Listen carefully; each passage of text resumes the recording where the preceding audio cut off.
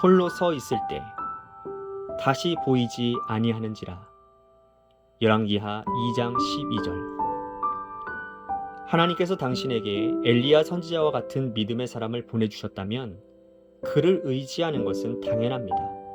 그러나 당신의 엘리야가 떠나야만 하는 때가 온다라는 것을 기억해야 합니다.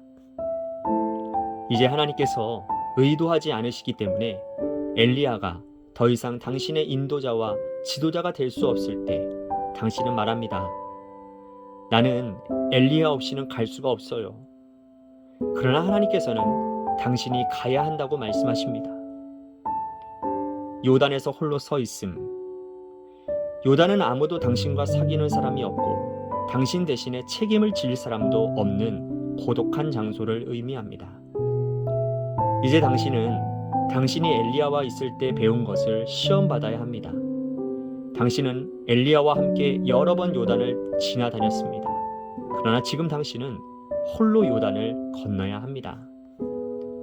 당신이 건널 수 없다고 말하는 것은 아무 소용이 없습니다. 이 시험은 다가왔으며 당신은 건너야만 합니다. 만일 당신이 믿었던 그 하나님이 정말 당신의 하나님인지 알기를 원한다면 홀로 당신의 요단강을 건너십시오. 여리고에서 홀로 서 있음. 여리고는 당신이 당신의 엘리야가 위대한 일을 행했던 것을 목격했던 장소입니다. 그러나 당신의 여리고에 오면 당신은 하나님을 신뢰하면서 앞서 나갈 강한 의향이 없습니다. 당신은 다른 사람이 당신 대신에 그 일을 책임지기를 원하게 됩니다. 그러나 만일 당신이 엘리야에게 배운 것에 충성한다면 하나님께서 당신과 함께 하신다라는 증거를 얻게 될 것입니다. 베델에서 홀로 서 있음. 당신의 베델에서 당신은 당황하여 어쩔 줄 모르게 되지만 바로 그곳이 하나님의 지혜가 시작되는 곳입니다. 궁지에 몰리면 당황하게 되고 정신을 잃기 쉽지만 정신을 차리십시오. 하나님께 진실하게 서면 주님께서는 주의 진리로 당신의 삶을 붙드셔서 거룩한 산제사가 되게 하실 것입니다. 당신의 엘리야에게 배운 것을 실천하십시오. 그가 남긴 거독과 기도를 사용하십시오. 하나님을 신뢰하기로 굳게 결단하고 더 이상 엘리야를 찾지 마십시오. 주님은 나의 최고봉 새벽 묵상, 오늘은 9월 23일 홀로 서 있을 때라는 제목으로 말씀을 나누도록 하겠습니다. 챔버스의 묵상을 우리들이 매일 새벽마다 함께 묵상을 하고 있지요. 이 묵상을 여러분들이 쭉 읽다 보면 두 개의 큰 주제를 발견하게 됩니다. 하나는 주인됨입니다. 내 인생의 주인이 내가 아니라 하나님이시다라는 거예요. 내 행동과 생각과 모든 삶의 방식이 내가 주인이 되어서 나 중심으로 하는 것이 아니라 하나님 중심으로 하나님의 뜻에 맞게 살아가야 함을 이야기하는 것이죠. 또 하나는요, 의지함입니다. 의지함. 이 땅을 살면서 우리는 반드시 누군가를 혹은 무언가를 의지하며 살아가게 됩니다.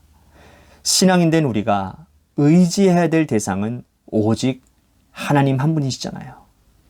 그런데 하나님을 믿는다고 하는 사람들 가운데 많은 수가 눈에 보이지 않는 하나님보다 눈에 보이는 무언가를 붙들고 있음을 보게 됩니다. 그게 물질이든 건강이든 인간관계든 자녀든 그 어떤 것이든 의지할 것도 붙잡아야 할 것도 아닌데 말입니다. 오늘 묵상도 의지함에 대한 문제입니다. 우리가 신앙생활 하다 보면 분명히 의지할 만한 사람을 만나게 되지요. 챔버스는 오늘 묵상에서 그러한 사람을 엘리야라고 예를 들어 설명하고 있습니다. 하나님께서 우리에게 엘리야와 같은 믿음의 사람을 보내주셨다면 그를 의지하는 것은 당연하다라는 거예요. 그거는 괜찮다라는 거죠.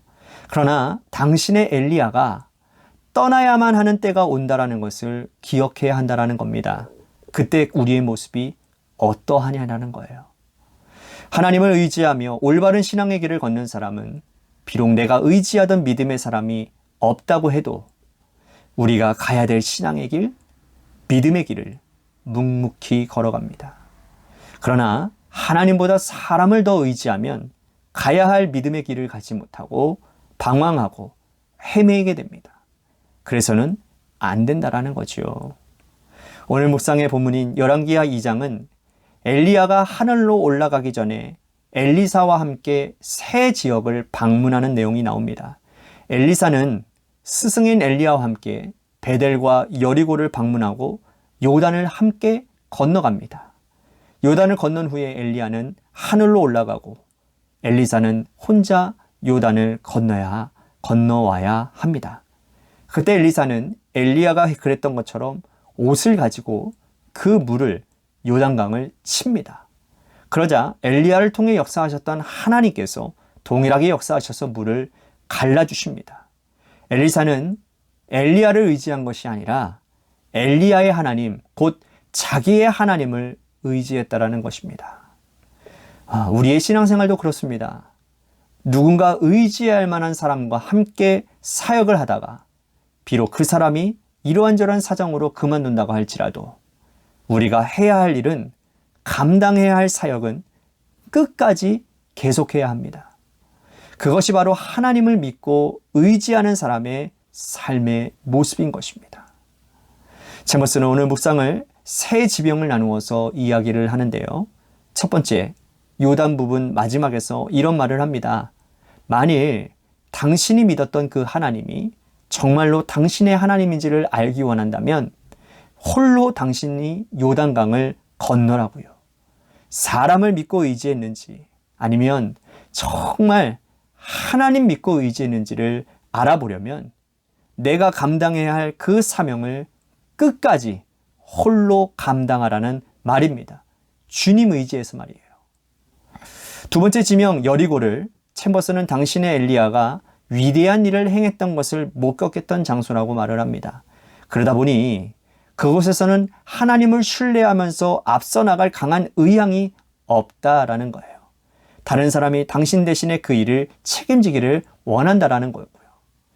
하나님께서는 우리에게 믿음의 사람을 붙여주신 이유는 그 사람만 의지하라는 것이 아니라 그 사람을 통해 배워야 할 것을 배우라는 의미인 것입니다. 그런 의미에서 여리고는 엘리야의 충성을 배우는 장소였습니다. 그리고 그렇게 배운 충성으로 우리가 사역을 감당한다면 엘리야와 함께 하셨던 그 하나님이 우리와도 함께 하실 것입니다. 그렇습니다. 하나님을 신뢰하며 충성스러운 열매는 함께 하시는 하나님의 놀라운 은혜를 맛보는 것이에요. 그리고 그렇게 할 때 더 영적인 삶, 믿음의 삶을 살 수 있는 것이죠.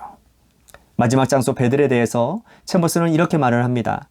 당신의 베델에서 당신은 당황하여 어쩔 줄 모르게 되지만 바로 그곳이 하나님의 지혜가 시작되는 곳이라고요. 하나님께 진실하게 서면 주님께서는 그 진리로, 주의 진리로 당신의 삶을 붙드셔서 거룩한 산 제사가 되게 하실 것이라는 겁니다. 엘리사는요, 베델에서 대머리라고 아이들에게 조롱을 받게 되지요. 여러분 한번 생각해 보세요. 그가 평생을 따라다녔던 스승이 조금 전에 하늘나라로 올라갔어요. 이제 자신이 사역의 주차가 되어 감당해야 되는데 사역의 장소에서 엉뚱한 일로 마음과 정신을 빼앗기는 일이 일어나게 된 겁니다. 그럴 때 얼마나 당황하고 마음이 어렵겠습니까? 그러나 그때 엘리사는 엘리야에게 배운 대로 하나님의 능력을 사용합니다. 그리고 그 이후에 엘리사는 엘리야에게 요청한 대로 갑절의 성령의 역사를 나타내며 귀한 사역들을 감당하게 되는 것이죠.